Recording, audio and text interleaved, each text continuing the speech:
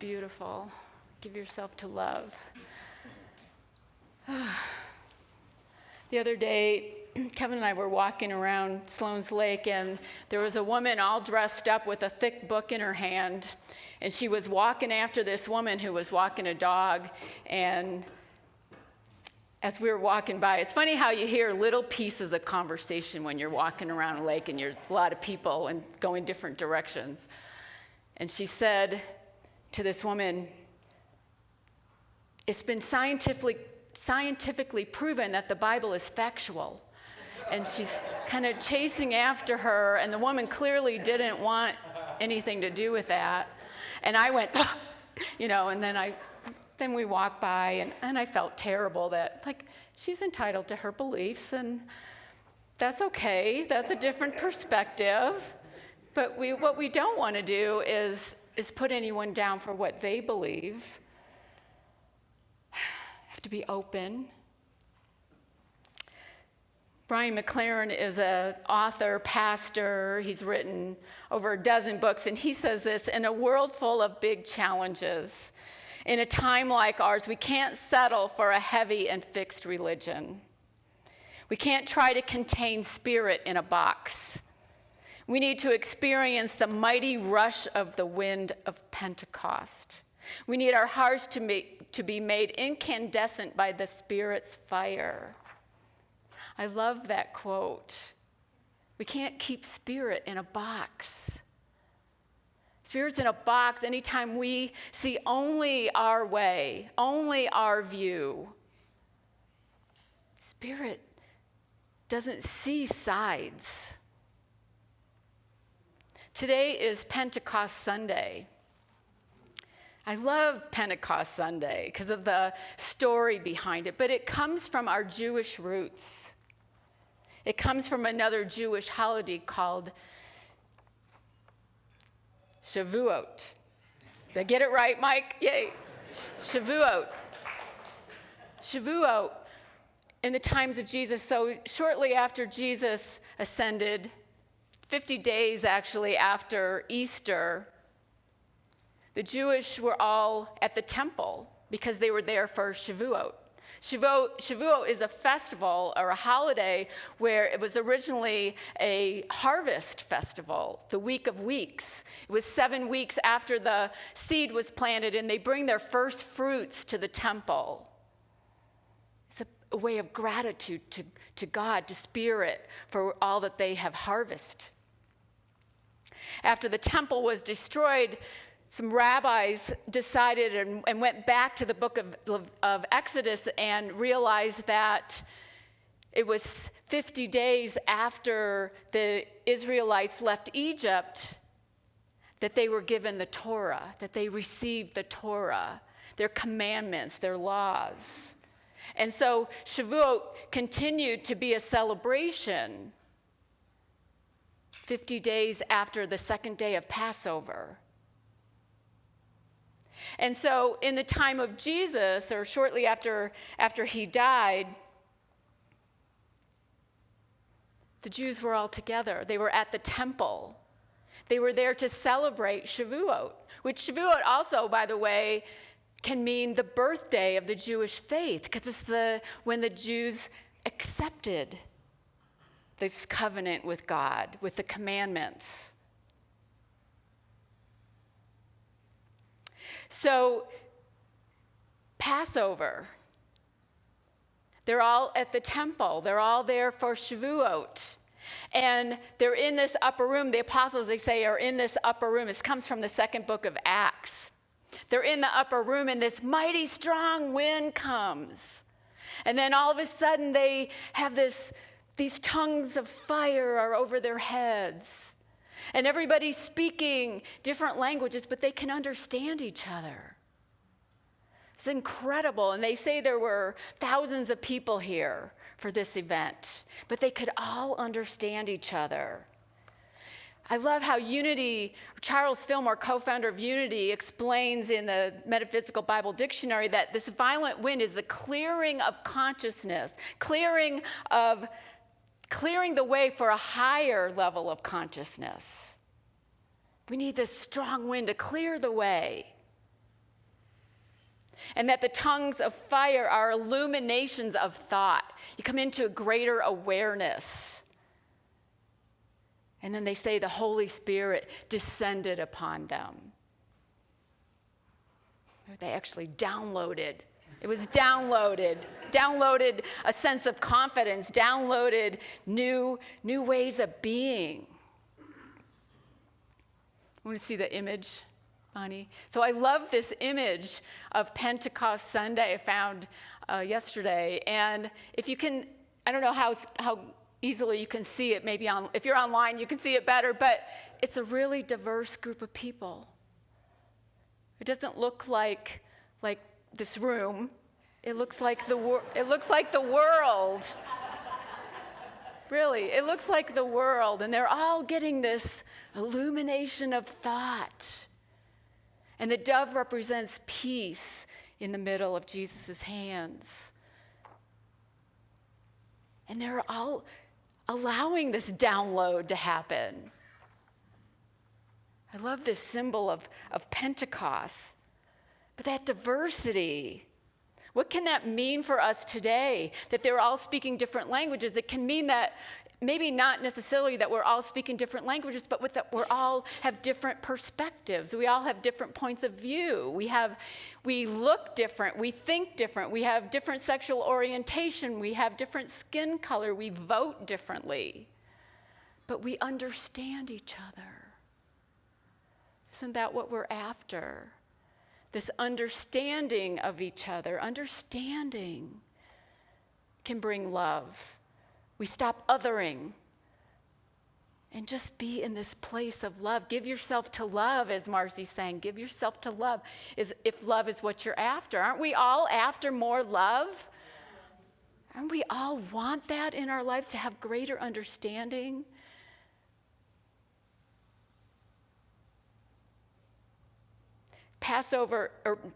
Pentecost is considered the birthday of Christianity.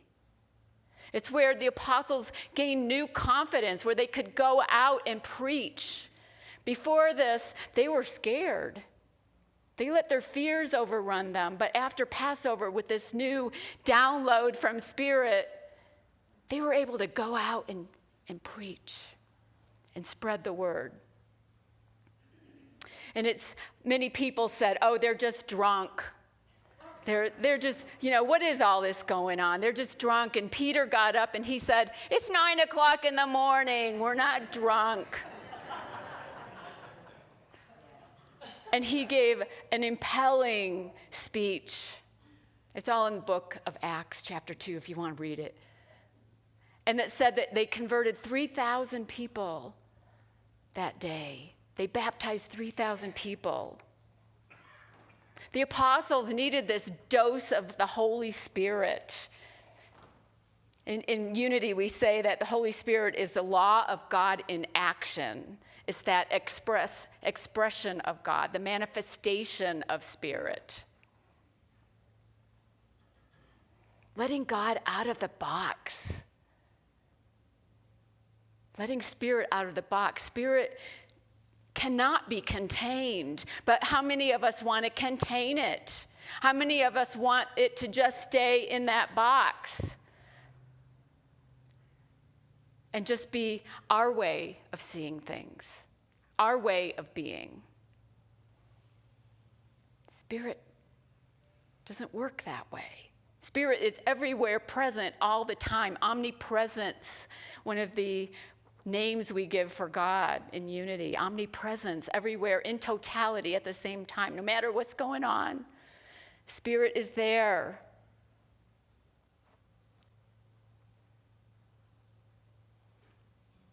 And it's not something that happens outside of us, this download. It happens in us. It happens as we allow our consciousness to deepen.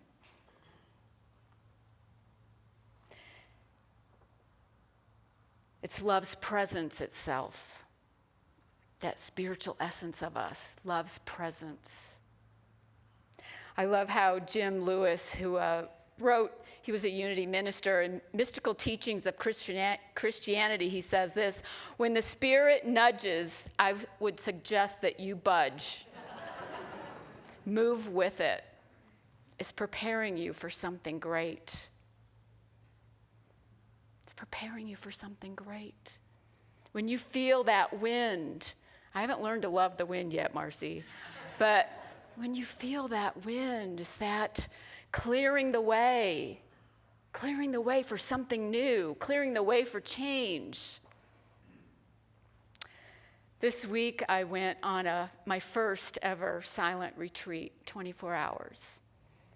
I went to Sacred Heart Jesuit Retreat Center. Thank you, Roseanne, for suggesting it. And I went on a directed retreat, which means that I met with a spiritual director, just a short time, 15 or 20 minutes both days. I went overnight on Monday, last week, Monday, Memorial Day. And I met with this spiritual director who was a nun, who was extremely compassionate. I sat down opposite her in her office and just started crying.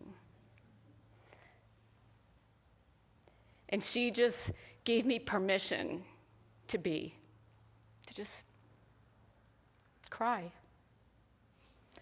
And she said, I want you to focus on the good in your life while you're here. I want you to focus on your relationship with Spirit. She goes, don't open any of those books you brought with you. I'm like, how did you know? Did you see me walking in with a briefcase full of books? She goes, do not work. Do not work. This time is for you and God. I said, I brought a book of Psalms. She goes, okay, you can read one Psalm, Psalm 27.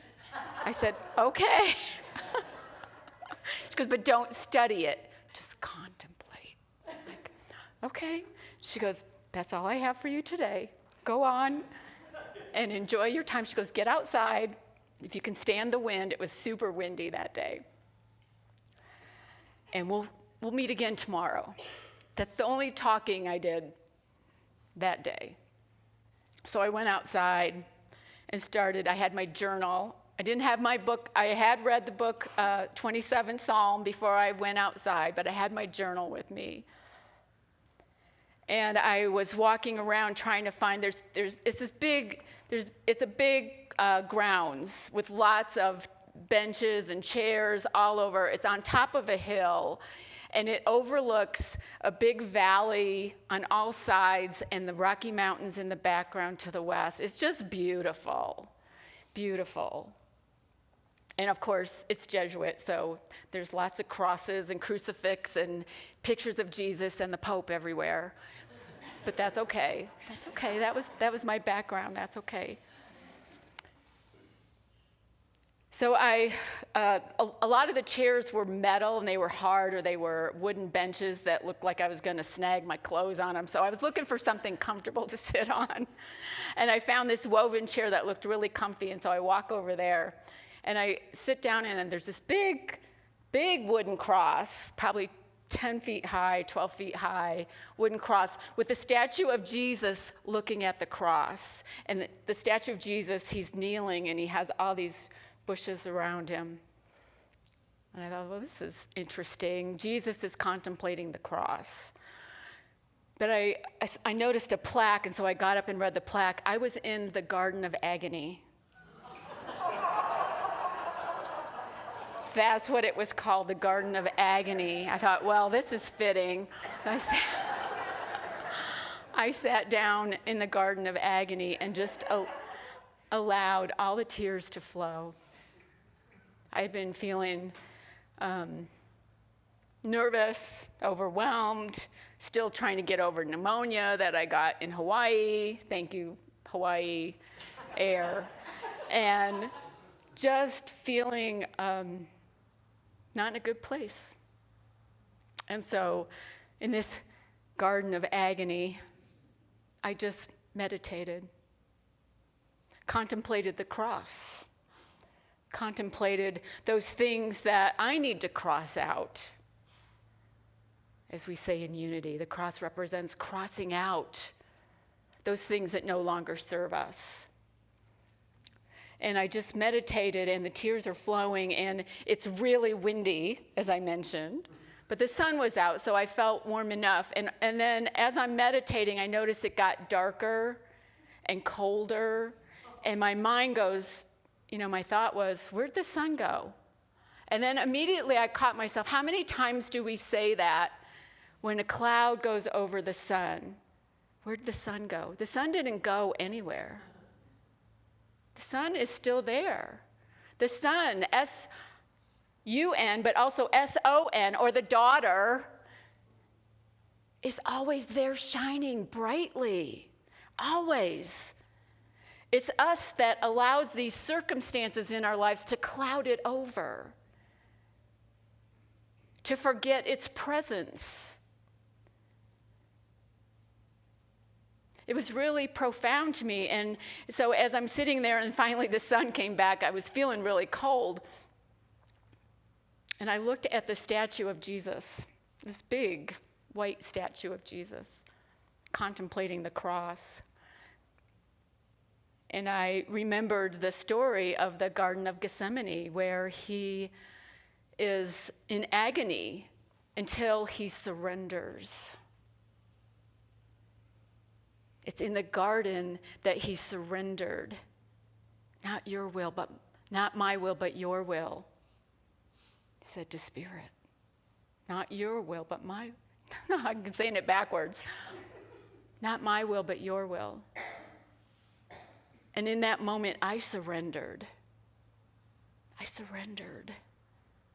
Not my will, Spirit, but yours. What am I to do here? What is mine to do here? In this life, in this body, at this time, what is mine to do? And it was incredible. I walked away feeling lighter, some clarity. Later that night, after dinner, I went for another walk and found this wooden bench that was it was a swing. It was like a 2-seater swing. And I sat down, and sitting there, the sun was setting behind the mountains, big valley in front. And I just meditated and journaled a lot, and in my journal, I talked about the brilliance of the sun, of the daughter, of that divine essence, of that connection. And I felt this presence, this immense love just surround me. I saw the connection of everything. I saw how we are all related, how everything is needed. Every one of us is needed on this planet. With each of our unique perspectives, our unique experiences, we all make up the whole. And how beautiful that is. And it doesn't mean we're going to all agree. But the wind had cleared the way for me to see this. I needed to see this. I needed to experience this. And I journaled and journaled and journaled about the beauty that I felt. It was an incredible experience. I highly recommend a silent retreat if you've never done one. I don't know why it took me so long. I resisted. As I walked, I was getting cold. I wanted to stay for the end of the sunset, but I was getting cold, so I decided to go back to my room. And as I'm walking away, I'm looking down because I'm afraid of snakes. And I'm thinking, there's going to be snakes in this grass. I just know it. So I'm looking down, and then when I look up, not 6 feet away from me are 2 deer just staring at me, just watching me. I saw them like they were right here, and I'm walking this way. And they stared at me the whole way, and I just said, "Hello, you're beautiful." And deer, when deer stare at you, I Googled, what does it mean when deer stare at you?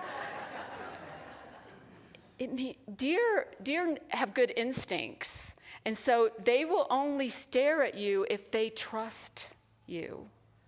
if you're someone that they feel is not a threat, if you're someone they feel is got good intuition. So when you have a deer stare at you and they're gentle creatures, it means trust your instincts. Trust your intuition. Be gentle with yourself. It was such a great lesson for me. Such a great lesson. The next morning I met with my spiritual director again. And I said, how did you know about the 27th Psalm? How did you know that was going to be perfect for me? She goes, experience. I know. She also said, we have Mass at 11:30, and you'd be welcome there. And I said, well, I used to be Catholic, and my parents told me I couldn't receive communion anymore. And she said, you can. Just don't tell the bishops, but you can. She said the Jesuits are okay with it. But I thought about it, and then I realized that Spirit is out of the box for me.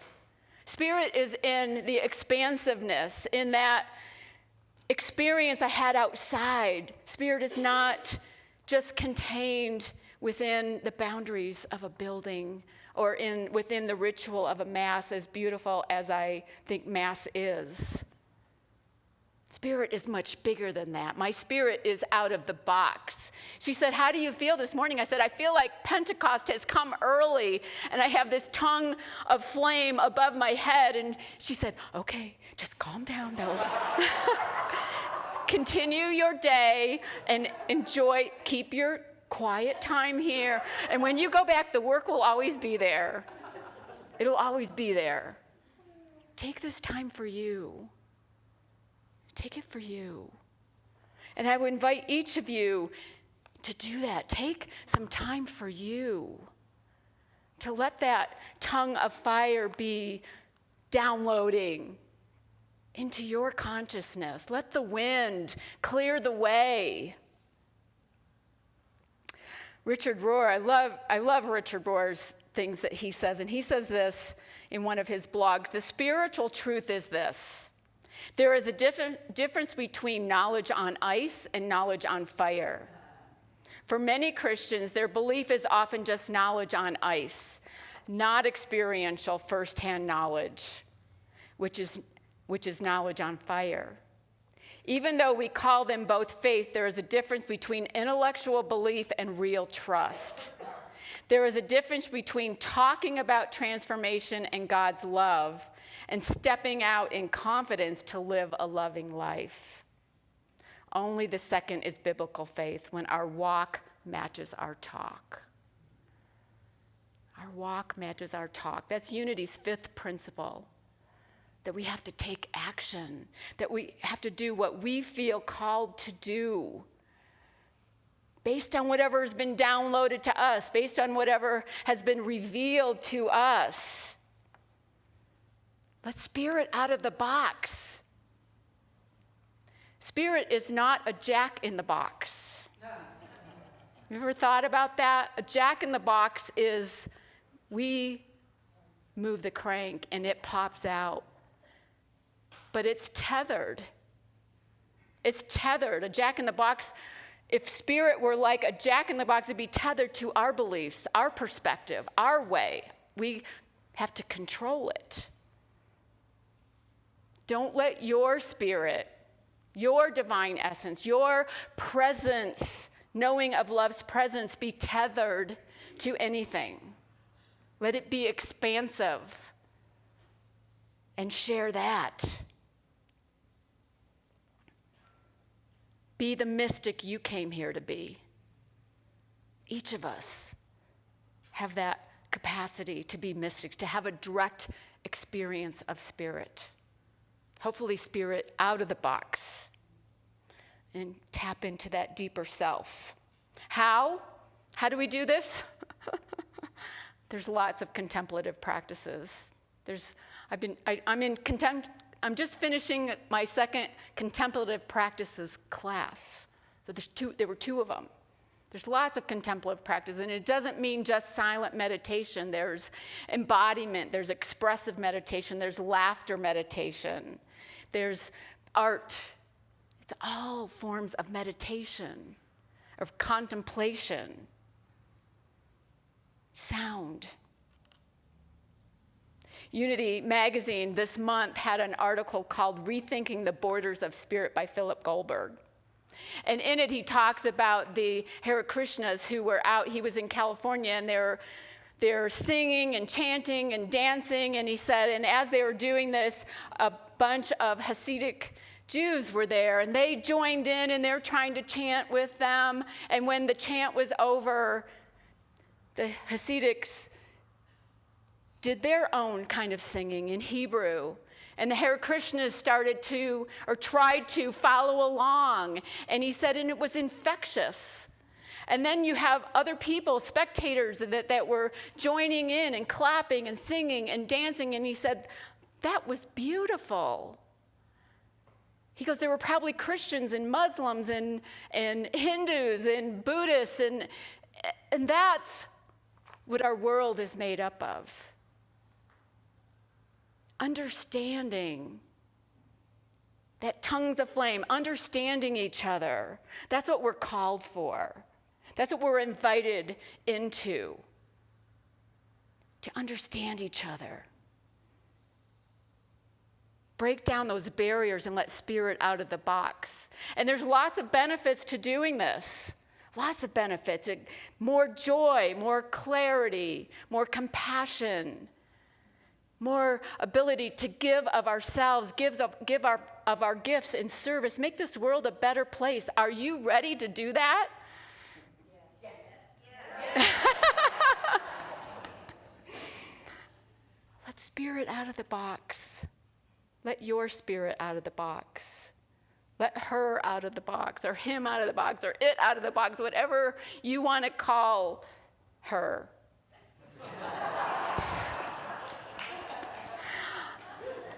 Allow that part of you to be a bigger part of your life, everyday part of your life, not a part that's just here on Sundays, but all parts of your life.